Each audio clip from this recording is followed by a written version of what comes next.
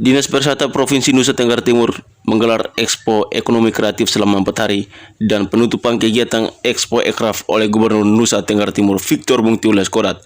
Expo Ekraf yang digelar selama 4 hari ini sejak 29 Juni hingga 2 Juli 2021. Expo Ekraf ini diisi dengan 32 pelaku Ekraf. Tujuan dari Expo Ekraf tersebut guna kesejahteraan masyarakat.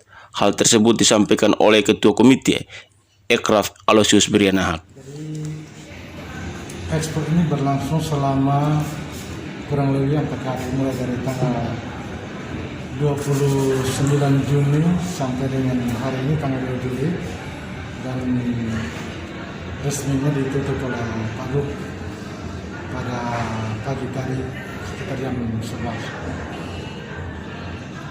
Kegiatan Expo ini berlangsung karena kerjasama yang terbangun sangat baik antara komite dengan Dinas Pariwisata Nusa Tenggara Timur, Pak Kadis dan jajarannya, para kabit.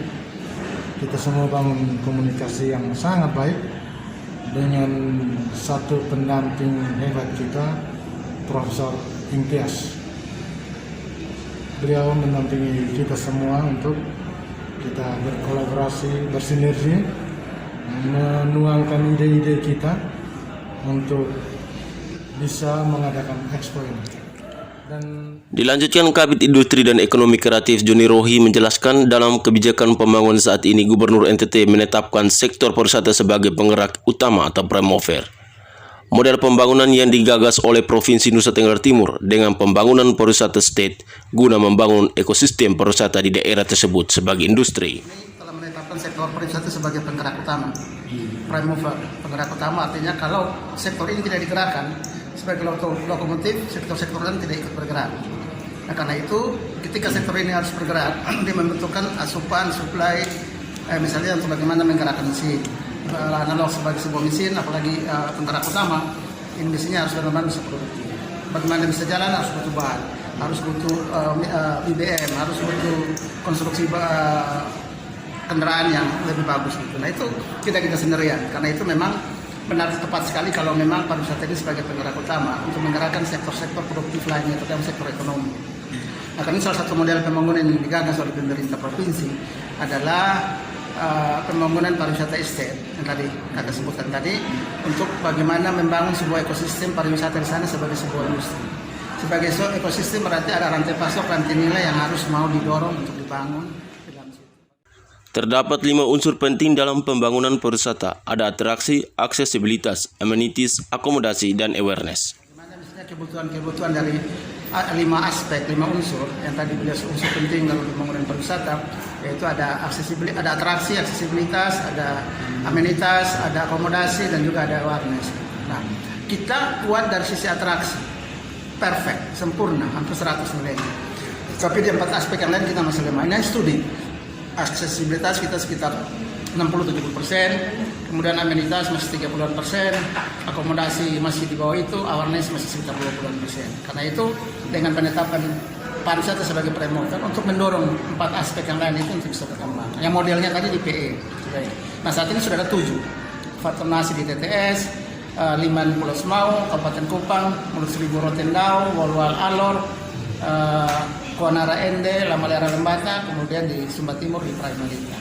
Nanti kami katakan PE ini adalah untuk menggerakkan ekosistem rantai pasok. Ketika itu dibangun sebagai daya tarik, maka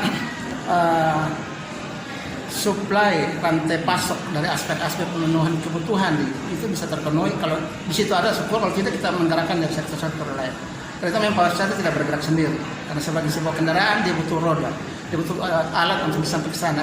Teman-teman dari infrastruktur PU dia akan bergerak bersama untuk mengembangkan itu. Dan 7 saat ini sudah mulai. Nah, kalau tadi tanya soal bagaimana kondisi pengelolaan, memang setelah pembangunan sudah ada kelompok pengelola yang kita serahkan untuk melakukan pengelolaan. Saat ini kita akan menjadi kerjasama lebih intens lagi dengan ada tempat-tempat tertentu, misalnya di Kuanara yang kita dorong ke koperasi.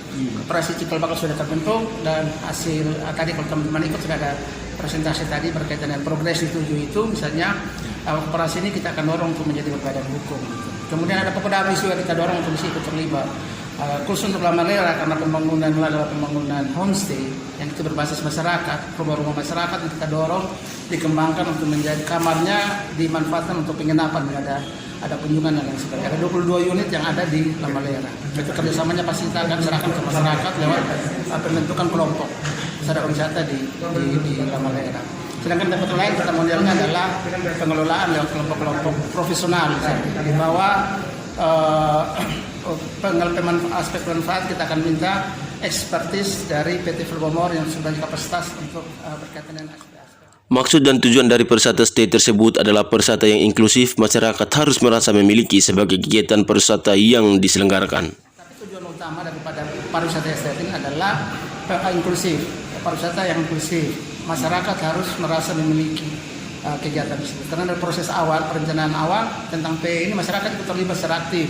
Mereka menentukan tempat, mereka merencanakan model pembangunan, mereka sendiri yang terlibat secara pembangunan fisik, mereka juga yang mengawasi dan sampai sekarang mereka mengelola. Nah ini kita